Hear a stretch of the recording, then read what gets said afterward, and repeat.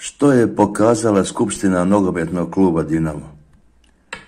Dvije su stvari isplivale nakon skupštine. Jedna je da se politika skroz angažirala, i lokalna i državna, i dan prije skupštine izvršila tko zna kakvi pritisak na bivšeg igrača Šimića da mora prihvatiti ulogu člana uprave. Iako je on nekoliko sati ranije to odbio. Upravo zato jer je pola dana ranije čuo da sve konce oko ove skupštine vuče takozvana duboka država. Na zapadu duboka država je razni milijarderi, a ovdje su to razni eksponenti jugoslavenskih službi koji su došli sa Kozare, Grmeča, Papuka, Petrove gore, bez dinara u džepu, a onda su postali milijarderi bez ikakvog rada. Druga stvar je što nijedan medij nije rekao, a to je činjenica, da do nove skupštine klub nastavljaju voditi i dalje, kako se to kaže, Mamićevci. Iako oni kažu da su pobjedili Mamićevce.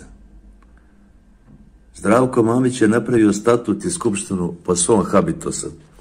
Stavio tamo 80 bliskih članova, od igrača, bivših igrača, trenera, bivših trenera, raznih zagrebačkih liječnika, poduzetnika, takozvanih uglednijih građana.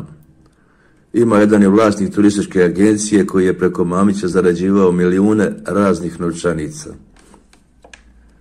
Mamić je otišao iz Dinama i Hrvatske, a oni, ti isti su ostali. Napravili plan kako držati i dalje klub u svom vlasništvu, ali ih je javnost nazvala antimamićevcima. Kakvi su to antimamićevci kad su oni svi, njih 80 na skupštini, nakon optužnice protiv Mamića izglasali da nije Mamić uzeo ni kunu od kluba. Čak su izglasali da je klub uz sve ono što je Mamić uzeo još dužan Mamiću novaca. A ti isti sad ga zovu kriminalcem i bjeguncem od pravde. Najbolji primjer je onaj Ognjen Naglić, koji je otišao u mirovinu, a onda ga je Mamić doveo u klub za honorar od 15.000 kuna i još mu platio skupo liječenje. Zašto sad taj Naglić ne kaže sam sebi i javnosti da je amoralno primati 15.000 kuna za nikakav rad, odnosno za gubljenje viška penzionerskog vremena?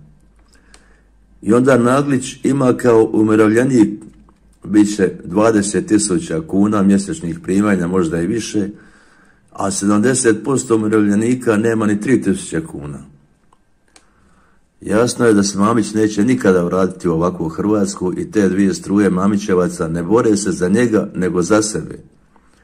Vjerojatno je ova struja koju zovu Mamićevcima karakternija i poštenija od takozvanih antimamićevaca. Jer eto, oni vjerojatno rezoniraju, bili smo uz njega i korektno je ne okrenuti mu leđa kad praktički više ne postoji. Oni su se izložili i raznim napadima pa i ruglu iz manipuliranog dijela javnosti, ali su se pokazali pozitivnijima u toj negativnoj skupštini. Otkud odjednom da spasitelj Dinama bude 100-godišnji ili koliko već ima godina Mirko Barišić, a koji zadnjih 20 godina bio simbol svega negativnog? Osoba u poznim godinama koja je glumila funkciju predsjednika kluba i cijela mu se nacija smijela kad ga vidi u loži na utakmici. Ne branim Mamića. U vrijeme kad je bio na vrhuncu, kad je pravio spisak reprezentacije, a to je najviše bilo za vrijeme izbornikovanja Štimca i Čačića, nisam uopće pratio igru i utakmice reprezentacije. Ali svi sad priznaju da takozvana duboka država vodi ove poslove oko skupštine kluba. Ako znamo da su duboka država razni Jugoslaveni kojima je zadatak razdržaviti ovu državu i u tome su potpuno uspjeli, jer Republika Hrvatska više praktički ni ne postoji, osim što ima onu zastavu sa onim grbom nakaradnim, himnu i stolicu u Ujedinjenim narodima. Onda sam kao neutralni Hrvat ipak pristalica onih Mamićevaca koji se nisu pokorili jugoslavenskom udbarskom ološu. I osnovni zaključak, Netko je jučer napisao da je i ova skupština pokazala da je ova kvazi država po uređenosti daleko od Zambije i Demokratske Republike Kongo.